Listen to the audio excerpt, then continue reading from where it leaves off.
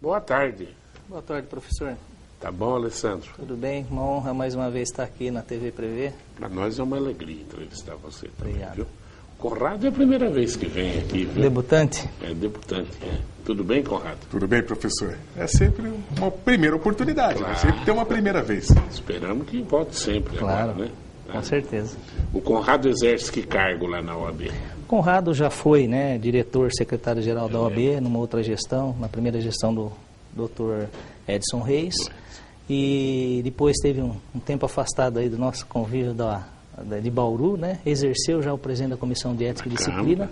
E agora, no início dessa gestão, eu fiz o convite para que ele estivesse à frente aí da Comissão de Direito Eleitoral e Fiscalização do Poder Público. Então, ele está com nós nessa gestão aí, à frente da presidência dessa comissão.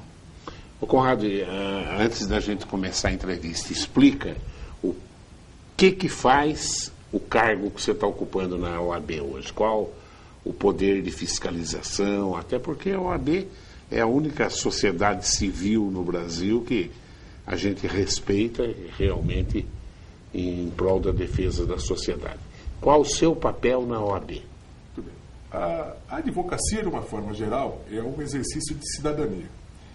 Então, a OAB instituiu essa comissão, que é de direito eleitoral, com uma finalidade muito específica de acompanhar, de verificar se durante este período todas as regras estão sendo cumpridas, e posteriormente acompanhar o cumprimento das promessas que virão a ser feitas. E a de fiscalização do poder público seria a nossa participação, a nossa contribuição enquanto advogados na verificação da lisura dos procedimentos, da correta aplicação dos recursos públicos, dentro dessa linha de defesa da cidadania que a OAB possui. Muito bom. Então, já que ele falou em cumprimento de campanha, eu vou perguntar para o doutor Alessandro, meu ex-aluno. E você está conseguindo colocar no programa as promessas de campanha dessa eleição da OAB? Perfeitamente, professor. Desde quando eu assumi o primeiro mandato também, né? A grande preocupação nossa é realmente cumprir com tudo aquilo que a gente sempre promete, né? E não vai ser diferente nesse mandato também. Claro. No mandato passado, nós passamos e muito além do que as promessas, né? A gente foi além do que nós prometemos. E já nesse mandato, em 6 meses de gestão, a gente já conseguiu aí quase que cumprir toda a programação. É óbvio que a advocacia, ela... dia a dia ela tem a necessidade de mudanças, né? Nós temos mudanças de lei, então cada hora a gente dá um foco, né? Mas certamente nós vamos cumprir tudo, agora com a nossa casa totalmente revitalizada, pronta, né? As atividades estão intensas na OAB. Nós agora, nesse início de gestão, nós já conseguimos aí trazer pela primeira vez um congresso aqui para a nossa cidade, temos um seminário semana que vem, né? Quem que vem nesse seminário? Nesse seminário nós vamos ter agora, nós vamos ter um seminário de direito tributário, tá? Nós vamos inclusive homenagear o nosso querido professor Maia, um grande tributarista, advogado aqui, o professor deve conhecer. Claro. E a Comissão de Direito Tributário fez um formato, uma programação que está no nosso site, né? Vão ser 3 dias e também nós vamos fazer esse presentear, né, o professor Maia, que tanto contribui para a advocacia e contribui ainda, né? O professor Maia, ele sempre quando instado a nos auxiliar na comissão, nós temos uma comissão que é presidida pelo Dr. Aristides, né, o nosso querido Tidão, e sempre quando a gente precisa de alguma demanda, o professor Maia sempre está ali nos auxiliando, dando as suas ideias, suas manifestações junto à comissão. Nós fizemos agora semana passada o primeiro congresso envolvendo vários temas, desde direito trabalhista, um novo código de ética nosso que agora passa a vigorar a partir de setembro, matérias de penal, trouxemos aí dois tribunas de júri, né? Então possibilitamos, circulou pela nossa subseção nesses 3 dias 540 pessoas ali participando desse nosso congresso, né? Foi o primeiro congresso que nós conseguimos trazer para o interior, né? Primeiro de muitos. Nós já estamos aí pensando agora nos próximos anos também, né? Para fazer esse mesmo formato. Então nós temos os cursos da Escola Superior de Advocacia da ESA também em todo vapor, já em 6 meses conseguimos já realizar 4 cursos dele, fora o curso de pós-graduação. Então as atividades da Ordem estão em vento em popa, sem contar aí com com esse exército que nós temos aí de colaboradores, né, junto às 62 comissões da OAB, que tem semanalmente aí se reunido as comissões, as atividades lá na casa à noite, né, com as reuniões de cada comissão. Então nós estamos aí com uma atividade intensa já em 6 meses. O Conrado, fala um pouquinho da palestra do juiz Marlon Reis, que vem aí, ele é o autor da Ficha Limpa, né? Exatamente. Um expoente nacional, embora essa Ficha Limpa incomoda tanta gente, né, Conrado?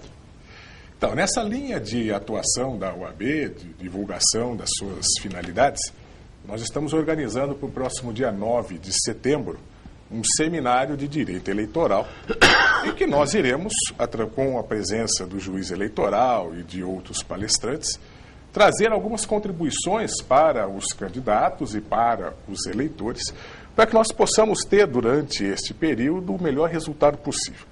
E este seminário será fechado com a palestra do Marlon Reis, que ele ficou nacionalmente reconhecido como autor do projeto de lei que posteriormente deu origem à Lei da Ficha Limpa. A Lei da Ficha Limpa está sofrendo alguns abrandamentos recentemente, né?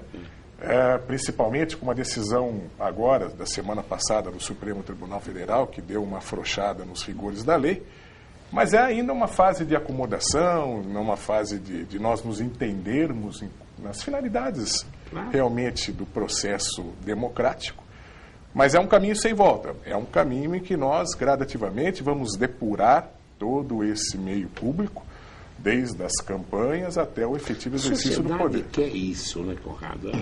A sociedade precisa disso, professor. Nós estivemos, como talvez movidos pelo nosso hino, nós passamos muito tempo dormindo em berço esplêndido e não vimos que as transformações estavam caminhando para um lado negativo.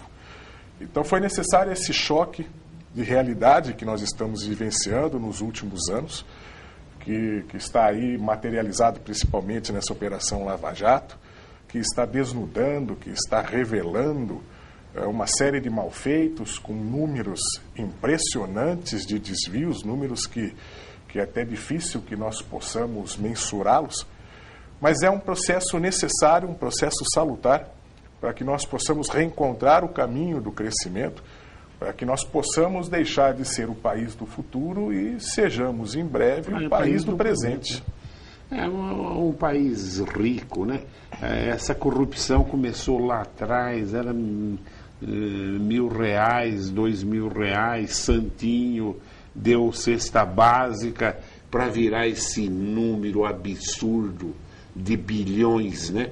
Quer dizer, aonde foi parar isso, né, Conrado? Professor, nenhum desvio começa de forma vultosa. Ele sempre começa com pequenos valores, e aí a sensação de impunidade faz com que o sujeito se anime a buscar um pouquinho mais, a dar passos mais ousados. Verdade. E nós, em Bauru, lamentavelmente, nós não podemos dizer que isto é surpresa para nós. Bauru, infelizmente, em caráter nacional, foi durante um período marcado por uma cidade que teve cassação de 2 ou 3 prefeitos, nós tivemos vários vereadores que foram cassados.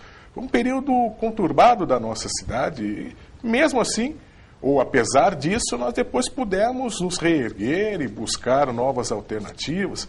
Então, acredito que aquilo que aconteceu no plano municipal tem tudo para se replicar no plano nacional e que após toda essa mobilização do judiciário, nós tenhamos agentes públicos mais comprometidos, mais cônscios da sua responsabilidade e mais comprometidos com o bem-estar da população. É verdade. Como é que você espera o final desse processo de impeachment aí, que tem que definir até o final do mês de agosto, com a atuação da presidente querendo ela mesma fazer a defesa dela, dar o depoimento? Como é que a OAB está vendo isso?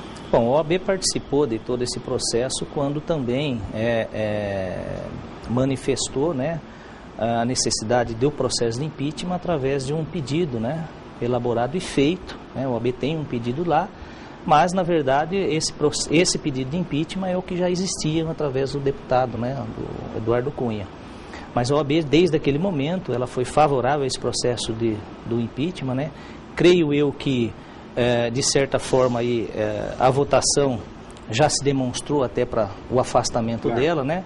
Eu acho que esse cenário, eu acho que ela não consegue reverter. Você acha que é irreversível? Eu acho que ela até porque depois, até patético, né? Até porque embora outros fatos não constam desse pedido de impeachment, né? Mas a votação ali vai ser feita pelo ser humano, né? Os senadores. Então o que acontece? Depois disso desencadeou outras irregularidades, outras apurações, inclusive criminais, né? Então acho que isso daí eu acho que vai ser irreversível, é questão de tempo, isso na minha opinião. E a volta dela agora, a economia querendo se equilibrar, ainda está longe disso ainda. Seria um desastre, né? Ela pedindo para voltar para fazer um plebiscito, quer dizer, eu venho para fazer a minha saída, né? Eu acredito. Virou uma palhaçada. Eu acredito, professor, que no último depoimento que ela deu, né? Depoimento não, na última manifestação que ela fez, salvo engano, essa semana, inclusive na televisão, ela, de certa forma, eu penso que ela já jogou até a toalha, porque ela acabou até dizendo, olha, em resumo, me coloquem de volta que eu peço plebiscito. Então, eu acho que a situação dela é insustentável, né? E até porque, né, de certa forma, nós percebemos aí, embora nessa crise, um começo de estabilidade econômica. A gente percebe que, né, que a no população... mês de agosto eu tenho a impressão que os números serão outros, completamente diferentes. Só o fato de ter afastado ela, isso já deu esse cenário, essa modificação nesse cenário econômico, né? Mas eu acho que é só questão de tempo mesmo. Acho que ela não deveria fazer, se ela tem intenção de realmente voltar, eu acho que ela não deveria fazer a defesa dela. Ela tem um excelente advogado, por sinal, que fala muito bem, e nós sabemos que, infelizmente, a nossa presidente não é muito dada às falas, né? O linguajar dela é... Então eu acho que se ela tem essa intenção... administrativas, então... E quando você está se autodefendendo é difícil, né, professor, né? Vem o lado emocional, né, emotivo. Então eu acho que ela deveria... eu acho que ela deveria se abdicar disso e realmente deixar... se ela tem intenção realmente de voltar. Uma vez eu li uma frase no escritório de um advogado, faz uns 50, 60 anos, essa vez veio na minha cabeça. A frase era mais ou menos assim, vocês devem saber melhor, vão conseguir me lapidar essa frase. Aquele que defende a si próprio, esse não é isso, se corrige. Tem um tolo como advogado. Eu confesso que eu não sei, sabe disso? Vocês nunca ouviram isso? Não. Mas é uma verdade. Eu confesso que também não conheço. Isso num escritório de advogado, quando eu era estudante de colégio ainda, ficou marcado na minha cabeça. A defesa não pode ser feita por paixões. Claro. A autodefesa, ela implica num exercício de paixão. Então, quando nós somos confrontados com alguma acusação, é difícil que nós consigamos nos manter impassíveis para refletir friamente e responder de forma objetiva. Porque o emocional, ele impera, né? Exatamente. Portanto, a figura do advogado, ele é primordial para poder ter esta calma para fazer a defesa adequada. Professor, inclusive nós orientamos, né, quando chega a nós, né, colegas que às vezes estão respondendo, né, por algum tipo de ação, seja a ação que for, a gente sempre aconselha, olha, contrata um outro colega para fazer a sua defesa. Porque realmente acaba envolvendo emocional, como o Dr. Conrado falou aqui, isso prejudica muito. Claro. Como é que você vê o desinteresse que a gente sente na população, Conrado, e essas novas leis de campanha do processo eleitoral, até que ponto colaboram para isso, e qual a dificuldade maior que você vê, principalmente de um candidato novo, se colocar perante a mídia, perante a comunidade, como é que você analisa tudo que vai acontecer nessas campanhas eleitorais? Professor, esse é um ponto importante, porque eu acredito que está sendo prestado um desserviço à sociedade. Concordo. No momento em que você deprecia e apresenta um quadro apenas negativo, pejorativo do exercício da política. A política é o meio pelo qual nós vamos conseguir alcançar os nossos objetivos. O que precisamos, sim, é de consciência, de conscientização na escolha, no acompanhamento e na fiscalização destas atividades. Estas novas leis eleitorais, elas, inegavelmente, são bem intencionadas. Entretanto, numa avaliação muito particular que faço, estas boas intenções não estão se refletindo em boas práticas para o exercício da política. Por exemplo, a questão do próprio financiamento de campanhas. Vedou-se agora a contribuição de pessoas jurídicas sob a justificativa de evitar favorecimentos futuros. O problema não está no financiamento por pessoas jurídicas, mas no acompanhamento posterior do pagamento das faturas. Claro. Nada impede que uma pessoa física que faça uma doação cobre esta fatura posteriormente. Então, isso cria o quê? Cria dificuldades para a própria realização da campanha, dá margem para que ocorram desvios como Caixa 2, faz com que os candidatos não tenham condições de apresentar as suas ideias. Então, como o senhor bem falou, os novos candidatos, aquelas pessoas jovens que estão entrando não necessariamente de idade, mas que estão se lançando na política agora, elas não conseguem levar a sua mensagem porque não têm à disposição recursos financeiros ou mesmo condições na prática de exercê-lo. E aqueles que já estão exercendo cargos públicos, eles estão enfrentando esta mídia depreciativa e pejorativa que coloca na vala comum de políticos todas as más práticas. Então faz com que haja uma rejeição pura e simples àquele que está lá, sem avaliar se ele realmente presta um bom serviço ou não. Eu creio que isso irá empobrecer o processo eleitoral, o processo democrático.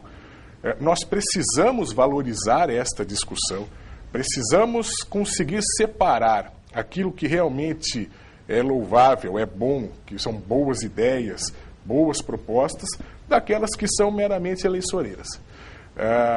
Não é porque em eleição se fazem promessas as mais variadas que nós não podemos extrair delas questões importantes. Claro. Nós temos aqui em Bauru, para ficarmos restritos à nossa cidade, demandas importantíssimas, que seja na questão da gestão do lixo, seja na questão da gestão da água, seja na questão da gestão dos servidores. Nós estamos muito próximo do limite prudencial. Sem sombra de dúvida, não vai ter tempo. E aí, como é que nós iremos alcançar a solução? Através da política, através de pessoas comprometidas e que possam expor as suas ideias para que nós possamos escolhê-las da melhor forma possível. Se restringirmos, seja por tempo, seja por recursos financeiros ou por meios de atuação, então não pode isso, não pode aquilo outro. O que pode?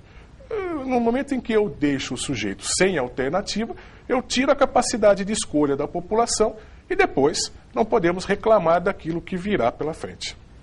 Eu vi o alto-falante, e é bem discutível juridicamente. Você pode, desde que não tem exagero. Como é que você vai medir o exagero? Por exemplo, professor, uma questão hoje, a eleição vai ter um peso muito grande nas mídias digitais. Claro.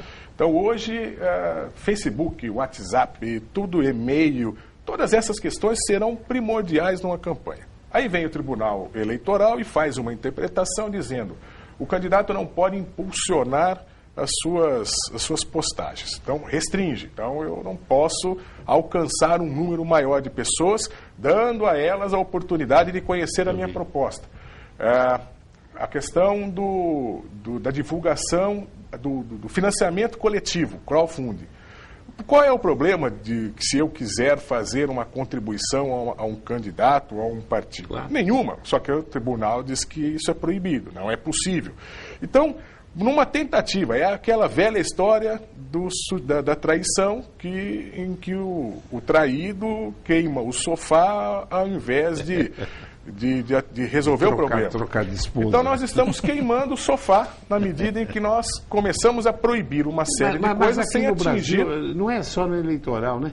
De vez de olhar para democracias exemplares no mundo, no caso do Japão, dos Estados Unidos, da França, e copiar o que tem nesses países. Mas aqui no Brasil é uma ânsia para fazer lei, para legislar absurdamente que Fora também, né, professor, que nas nossas eleições municipais é o celeiro de teste, né? Claro. Então, toda e qualquer mudança das mais variáveis possíveis é nesse momento no município. Claro, Por quê? Se der concordo, sim. certo, se aplica depois para estadual e até a nível nacional. O problema é que eles dificilmente se mantêm um padrão, né? Então, toda eleição a mudança é radical, né, Conrado? É muita coisa que se muda, então acabou a regra virando exceção, né? Um ponto importante, professor, e o senhor que acompanha a política há muito tempo sabe disso melhor do que nós, os próprios eleitores, eles acabam buscando candidatos que fazem promessas ainda que impossíveis de serem criadas. Então o candidato vai, vou fazer um posto de saúde, eu vou asfaltar a rua, eu vou dar segurança. E aí, quando nós nos defrontamos com uma realidade que o vereador tem uma série de restrições, ele não pode fazer projetos que causem, onerem ao poder público, eles não podem fazer uma... Aí fica aquele tom depreciativo, que o vereador só faz nome de rua, homenagem...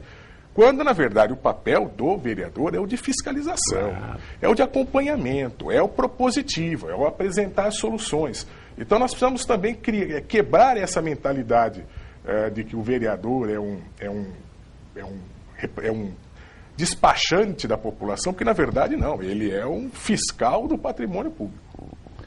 Bastante pergunta aqui. Vamos brincar com o telespectador? Aquilo que você vê que não é pertinente aos nossos assuntos de política, procure responder de uma maneira mais sucinta para atender o maior número de telespectadores. Carlos do Geisel. Tenho direito adquirido para aposentadoria, mas segundo o INSS, preciso trabalhar por mais tempo. Neste caso, posso entrar com uma ação contra o INSS? Então, professor, isso é uma coisa, né, essa pergunta, Carlos, eu acho que o primeiro ponto, você realmente, se você tem um direito que está sendo violado, você tem todo o direito de entrar com uma ação, mas aconselho você primeiro procurar um advogado que atue nessa área, né, consulte ele e certamente ele vai saber aí lhe garantir esses direitos através de uma ação judicial. Existem advogados e especialistas em aposentadoria e só trabalham nisso, né? Só trabalham nisso. O importante é ir atrás de um desses, né, e realmente buscar o seu direito. Vale a pena. O José Leme da Vila Nova Paulista. Não sei se você lembra, o José Leme foi candidato a prefeito. Sim, lembro. Né? Boa tarde, doutor Alessandro. A falta de medicamento nos postos de saúde de Bauru é constante e cada vez mais grave. A população não encontra apoio do poder público municipal, porque falta remédios.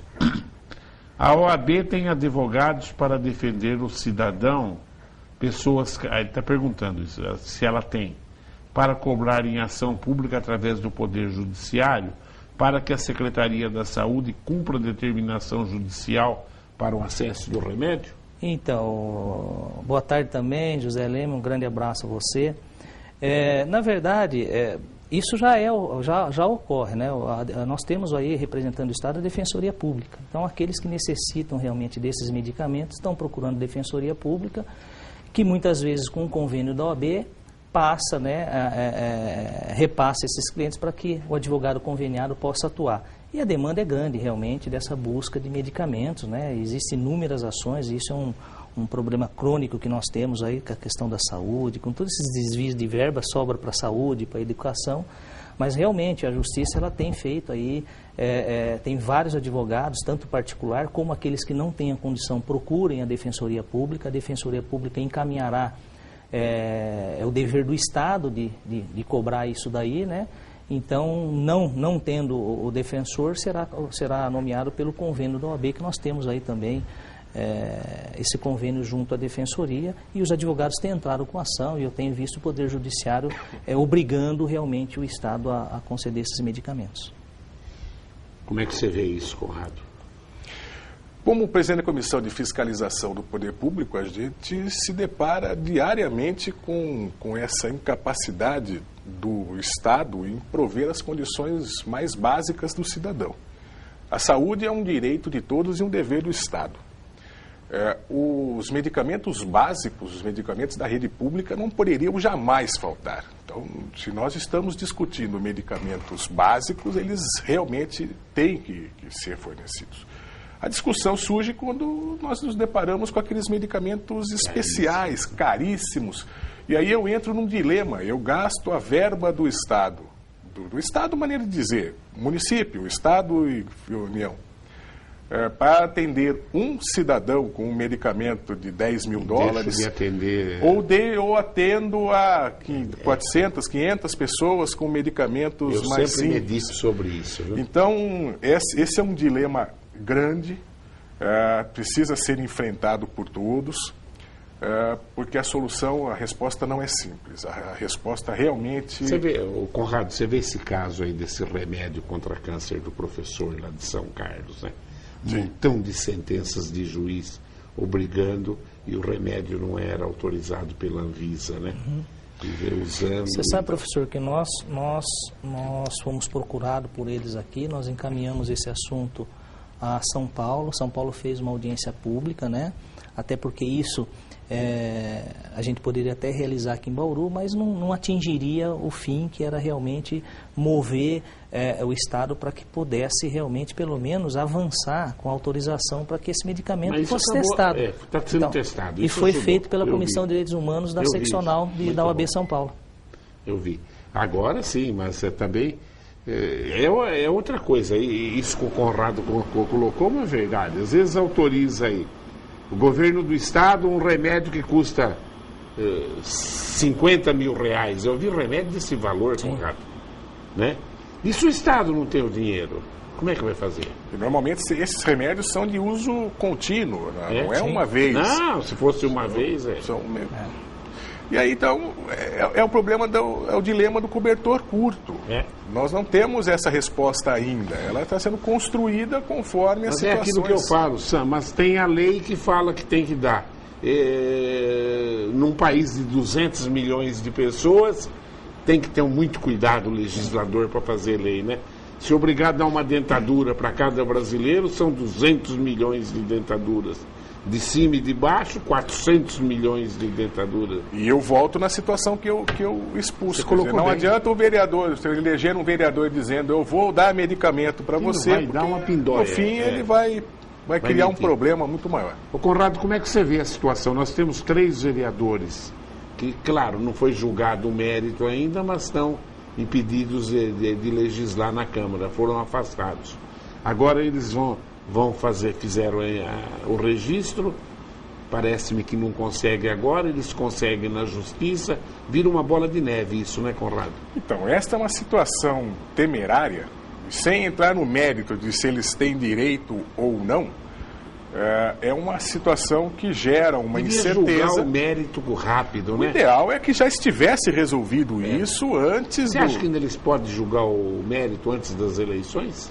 Eu acho muito pouco provável que isso aconteça. Milhares de casos desses. Muito pouco provável, até porque o mandato se encerra daqui a poucos meses, né? Então, teria implicação futura para uma eventual candidatura. Teria que se decidir até a eleição. Nós estamos a 43 dias da eleição. Então, acredito que essa solução não será obtida até essa data.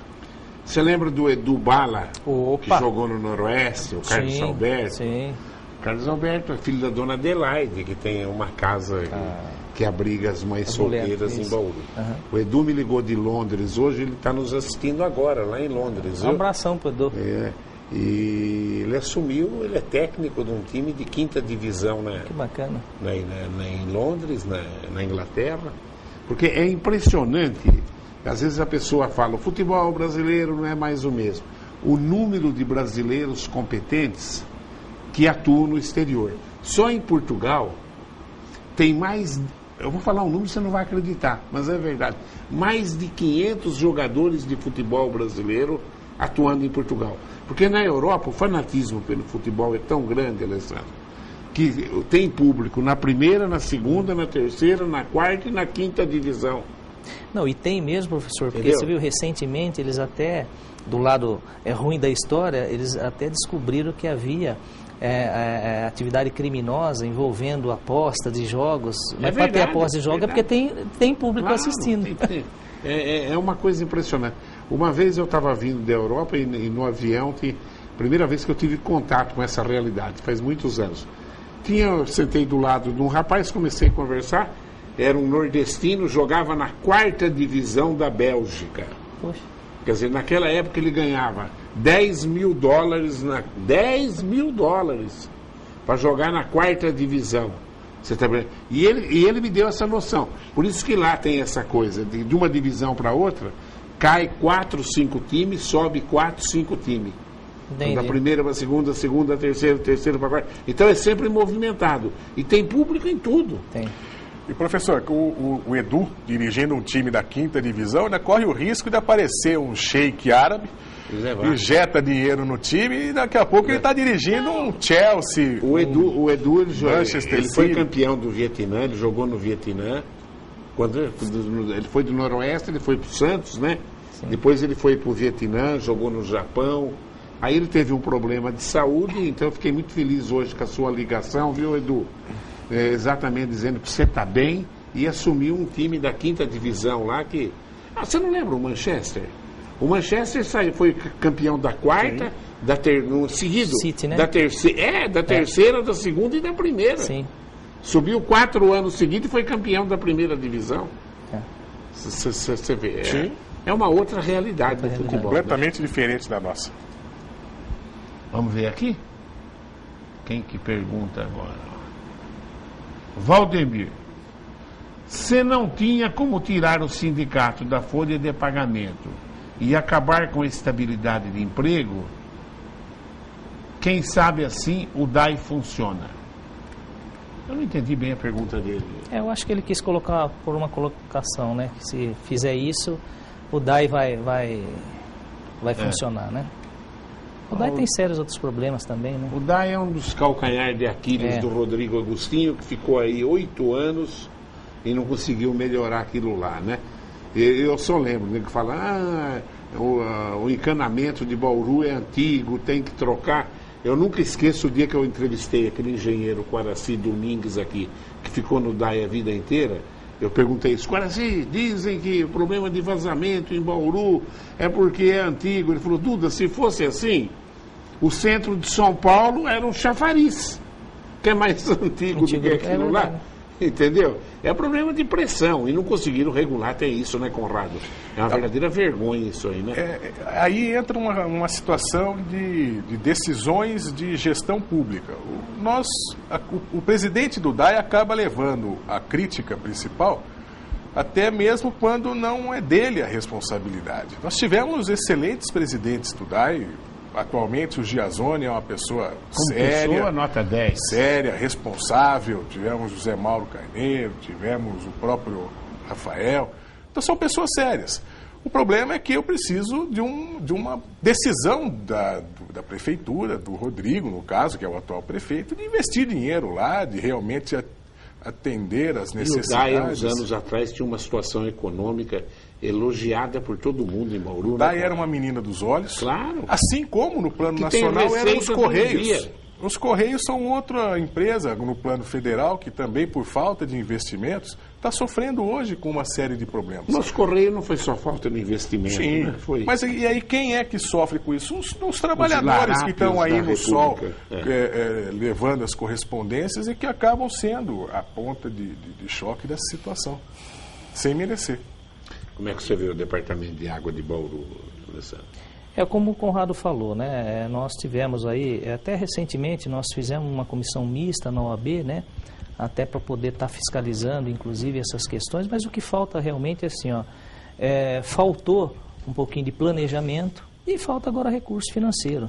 Então, hoje o DAI, infelizmente, como ele falou, embora tenha... O dinheiro não está em lugar nenhum. Então, mais, o problema é isso. Embora tenha um excelente presidente, o Dr. Giazoni, a gente Giazoni conhece... é um homem sério. Mas ele fica de mãos atadas, porque não adianta você falar, né? Hoje eles estão, na verdade, por incrível que pareça, vamos falar, mas estão apagando fogo, né? Que na verdade é apagando fogo. Acertando o problema da água. Mas é difícil, sem recurso financeiro e sem um projeto, a gente vê... eu acho que Bauru, e principalmente eu acho que agora os candidatos a prefeito, a ideia, eu acho que a população quer, não adianta você fazer projetos assim imediatos, você tem que pôr lá um objetivo final para começar a trabalhar nisso, porque hoje, pelo que a gente vê no DAI também, não é uma coisa que ninguém vai prometer que vai da noite para o dia resolver. Então tem que ter um projeto de investimento, detectar quais são os problemas mais sérios que tem, se é bomba que tem que trocar, se é o caso do encanamento, mas tem que ter um projeto para tudo isso. Problema de água, lixo É. e a Coab de Bauru Nós são estamos problemas. enfrentando com lixo também a mesma coisa. Quantos anos vem isso? Porque já não faz um projeto, né? Então é um grande problema. Aliás, em termos nacional, os primeiros escândalos do PT eram tudo relativo a prefeituras com lixo, né? Foi Campinas, foi uma das primeiras cidades em que teve esse Morreu problema. até umas pessoas lá por Campinas, né, Conrado? Verdade. Não só em Campinas. Morreram. Coincidência. Boa tarde, professor. O Nilton de Oliveira aqui, ó. Professor Duda e convidados. O Brasil perde muitos investimentos estrangeiros e exportações por conta da corrupção, do trabalho infantil, do trabalho escravo e da insegurança jurídica. A própria China deixou de investir milhões aqui alegando isso, sem contar a burocracia, que é um entrave para a democracia. Depois de tido o que passamos na política, a economia, os senhores acham que há interesse real em mudar e modernizar a legislação? O que estão fazendo para que isso aconteça? E a posição da OAB estadual e nacional? Não vejo nada nesse sentido. Obrigado, Nilton de Oliveira. Eu vou até emendar aqui do Nilton, né? Aliás, a postura da OAB estadual era uma até uns 2 anos atrás aí, e a nacional era outra. Inclusive posturas políticas e até de linha ideológica. Perfeito. Não sei se o Alessandro Não, sim. fala disso. Tinha algumas atitudes do Conselho Federal no passado que a OAB São Paulo discordava, né? Hoje estão muito mais próximos nos mesmos ideais, né? Prova disso é o impeachment, né? E uma sequência aí de fatores que fizeram com que agora tenha mesma ideologia, né? Então, a questão da legislação, quando sempre fala legislação, é o momento oportuno, nós vamos ter agora, né? Claro. As eleições, né? Quem faz a lei são nossos representantes. Então, é por isso que é importante que a população realmente deposite seu voto ali consciente, né? Esquecendo aí as promessas, né? Que não virão, né? Como o Conrado falou, infelizmente, nós tratamos aí com pessoas, às vezes, de poder cultural um pouquinho menos, que às vezes embarca nessas conversas, né? Alessandro, bem que isso que o Conrado falou. E uma campanha que limita a informação, fica mais difícil ainda para o telespectador tomar decisões, né? É por isso, professor, que assim, a TV Prevê vai fazer os debates, isso é muito importante. Nós lá da OAB, além desse seminário, que é mais trazer informações, né? Nós vamos também aí, o doutor Conrado está fazendo, ele vai falar um pouquinho até com mais prioridade disso. Nós não queremos fazer um formato, porque a televisão, a rádio, né, essa questão de debate, nada mais deixar para vocês fazerem, porque vocês são experientes nisso, né, vocês conhecem tudo sobre isso.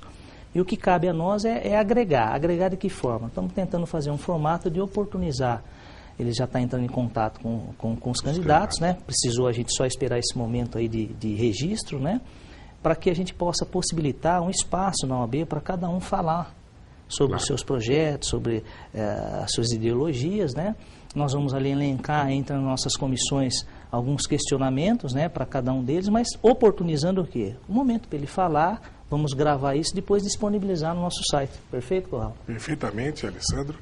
A ideia é que nós possamos dar a cada candidato a possibilidade de discorrer de forma mais aprofundada sobre o seu plano de governo, sobre as ideias que ele possui para Bauru, permitindo, inclusive, que nós possamos, para aqueles que forem eleitos, cobrar o cumprimento. Assim como o senhor começou essa entrevista perguntando para o doutor Alessandro se ele estava conseguindo cumprir as suas promessas de campanha, nós desejamos fazer isso também com o próximo prefeito e com os vereadores que estiverem na Câmara, se aquilo que foi dito está sendo cumprido. Só vou poder fazer isso se eu conhecer realmente quais são as suas propostas. Então a ideia é fazer um formato de entrevistas individuais, transmitidas pela internet, para que isso possa ser pulverizado, e ouvindo com mais detalhes dos candidatos as suas ideias sobre Bauru. Não vote num candidato que fala que para resolver o problema de água de Bauru vai transferir o leito do Rio Tietê para Bauru. Falaram isso já numa campanha lá atrás. Eu não vou nem citar o nome, você sabe, professor, uns 3, 4 campanhas atrás teve um candidato a vereador que ia... Professor, você sabe que se fosse nos Estados Unidos, isso daí era viável. É possível, né? Você sabe que o Rio Colorado, que abastece Las Vegas, ele passa 300 quilômetros de Las Vegas. Eles desviaram aí para o lugar do Grande Canyon lá, ele enche, forma uma represa, e essa represa... Fez a rua. É. Então, professor, mas eu acho que a males que vem para bem. Eu acho que todo esse cenário que nós estamos passando hoje nessa política nacional... Eu também acho que vem para melhor. Porque eu acredito nisso. Eu acho que a população vai estar mais consciente. Mais Talvez tá essa falta, nós antes de começar a entrevista, o professor falou dessa falta de interesse, né, mas a gente percebe que não é que é uma falta de interesse, eu acho que o pessoal está um pouquinho mais ressabido, eles estão um pouquinho mais cauteloso. Então eles estão esperando isso vir, né? Eu acho que, por lado positivo, tudo que aconteceu, né, eu acho que foi uma experiência e a população agora está participando mais. Você viu essa? Sensacional, a promotoria. E gostado que essa semana eu entrevistei aqui um professor da Unesp e, de um modo geral, tocou nisso aí. Na USP, em São Paulo, do estado de São Paulo, tem 900 funcionários que ganham mais do que o governador do estado. Nossa. Isso é 900. Pô, não é um reitor, não é nada. 900, eu vi ontem isso. E a promotoria do estado de São Paulo entrou na justiça agora, contra esse pessoal para devolver dinheiro. A USP quebrada, ela gasta 105% da receita dela, ela gasta só em folha de pagamento.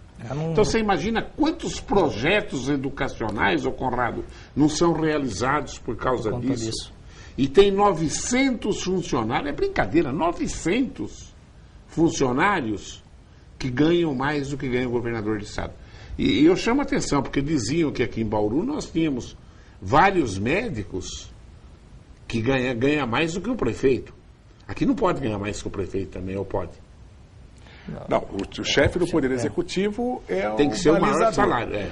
O problema é que nós acabamos confundindo certas situações. No caso dos médicos, os valores eram aumentados por conta de plantões que eram realizados. Conrado, no então, judiciário... não era simplesmente salário, né? Não, ganhou mais. Então, e o governador, então, ele põe em plantão o dia inteiro, ele fica lá o dia inteiro, E o judiciário não pode ganhar mais do que o presidente do Supremo Tribunal, é isso? Perfeito. Na verdade, é o ministro do Supremo que ocupa o cargo, que acumula o cargo no Tribunal Superior Eleitoral, que aí há um aumento, e aí esse é o nivelador do... Mas o que eles nivelam é a questão de salário, como o Conrado falou, né? Questões do plantão, e os médicos têm direito a também receber se trabalham em período de plantão. Agora, você imagina escutar isso, um trabalhador que ganha R$800 por mês. Entendeu? R$800 por mês. Não vai ser um país sério nunca. Nunca. Outro dia, não sei qual canal de televisão que foi, se foi a Record, foi a Globo, mostrou um número de pessoas desempregadas, não é mendigo não, que mora embaixo de ponte em São Paulo, de viaduto. Sim. Entendeu? Porque perdeu o emprego, não arrumou outro e aí... vai para a rua. Entendeu? E vai para a rua. Vai para a rua. Quer dizer, a que hora que esse país vai ser sério, Conrado? Não, as distorções existem, inegavelmente. Ela ganhar R$800, R$900 por mês, você querer que ele viva com isso? Como é que ele vai viver sem prostituir a família, sem, entendeu? Como é que ele vai viver sem roubar, sem... Essa é uma ferida que nós temos que cobrar dos poderes públicos, né? Não tem a menor dúvida, essas distorções precisam ser corrigidas. Elas são fruto de uma evolução, de uma época que se garantiam inúmeras situações. Hoje, a própria Previdência está se mostrando que é insustentável. Eu creio que, num futuro não muito distante, a própria aposentadoria dos servidores públicos terá que ser revista. em termos de vencimentos integrais. No judiciário parece que já foi até, né? Os juízes, eles não terão mais... Os vencimentos integrais na aposentadoria. Exatamente. Porque o número, a base está aumentando, a pirâmide social está se invertendo, ela de pirâmide já virou um losango e já está virando uma pirâmide invertida. Né? Então vai ser muito pouca gente trabalhando na base, sustentando quem está no alto. Vamos fazer mais uma perguntinha, só do Pedro Valentim. Ele pergunta: o ministro Gilmar Mendes, do Supremo Tribunal Federal, citou que a lei da ficha limpa, que foi aplicado pela OAB e pelo Ministério Público, deve ter sido feito por bêbados e causou repercussão na imprensa nacional. Pergunto: qual a opinião de vocês sobre essa afirmação do ministro Gilmar Mendes? Foi o meu Gilmar Mendes que falou isso? Para mim era o Toffoli que tinha falado. Eu confesso que eu não ouvi essa declaração. Pedrinho, eu não vi como do Gilmar Mendes. Eu vi que o Toffoli votou contra a ficha limpa, não foi isso? Foi. Foi. Absurdo se ele falou isso. Se fosse ele que tinha bebido, ele ia beber o uísque americano. Foi infeliz, escocês, né?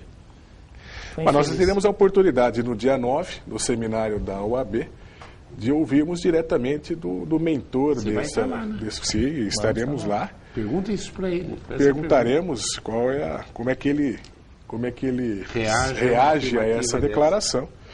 Nada melhor do que perguntar diretamente para o mentor da lei. E creio que foi uma infelicidade grande, né, esse comentário. Não, absurdo, né? Absurdo. Já, infelizmente, já explodimos o tempo. O que você gostaria de falar mais, Alessandro? Não, professor, eu queria agradecer mais uma vez, né, colocar sempre a OAB à disposição dessa TV, que tem um papel fundamental aqui na nossa sociedade.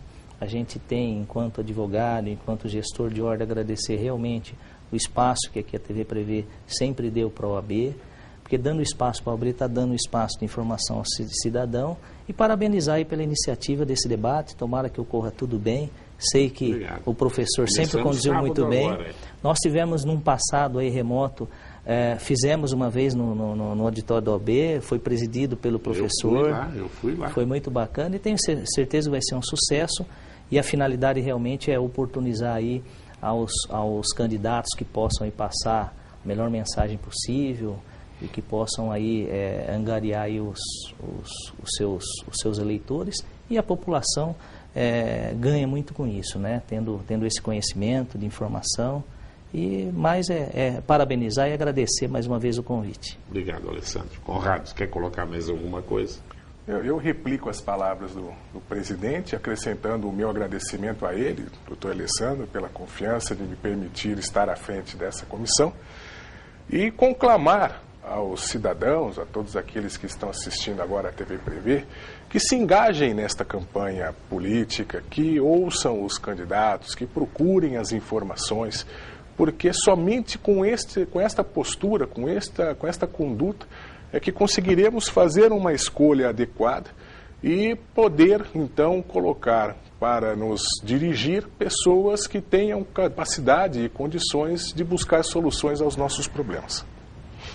Qual que é a especialidade sua? Você trabalha em que setor? A minha especialidade é no direito público. Eu sou mestre em direito do Estado. Minha área é de direito administrativo, direito constitucional. Fui professor durante muitos anos nessa cadeira. Não é a única área que eu atuo, mas a minha área principal é de direito público, direito administrativo e direito constitucional. O Alessandro é criminal? Eu atuo na área criminal e civil, professor. Quer dizer, quando eu matar alguém... Nunca vai acontecer isso. Conrado, foi um prazer falar com você, viu? O prazer foi todo meu, professor. Você costuma fazer júri, fazer uma colocação? Então, professor, eu... Não. Ele eu sei. Não, então, eu nunca tive a oportunidade de fazer júri por conta da condição do meu pai. Como o meu pai era o promotor responsável pelo tribunal do júri, havia aquela questão do impedimento. Então, para que não inviabilizasse a atuação dele, que era o promotor responsável pelo júri, nós nunca nos aventuramos nesse campo. Agora que ele está aposentado, está se dedicando a outros projetos, quem sabe, se surgir uma oportunidade, a gente possa enfrentar esse desafio. Aí, né? É a intelectualidade nossa em Bauru, a OAB tem uma seriedade histórica em Bauru e a gente sabe que a nossa OAB regional aqui é modelo para as outras OAB e a gente uma sequência de bons administradores, né? E isso vai longe, e isso que é importante. Eu agradeço a sua audiência, mandando ainda um abração para o Edu Bala lá em Londres, né? E ganha aí, você sobe esse time para quarta, faz igual fez o Manchester, Edu. E boa sorte para você aí. Um beijo para dona Adelaide. O Edu é filho da dona Adelaide, que tem uma casa que recebe mães solteiras aqui em Bauru. Inclusive o Edu é filho adotivo da dona Adelaide. Bacana. Ela tem uma folha de serviço prestado em Bauru, né, Adelaide? Maravilhosa. E está sempre no Prevê conosco e a gente tem por ela um carinho excepcional. Eu agradeço a sua audiência e continue aí ligado nos horários alternativos da TV Prevê. Tchau.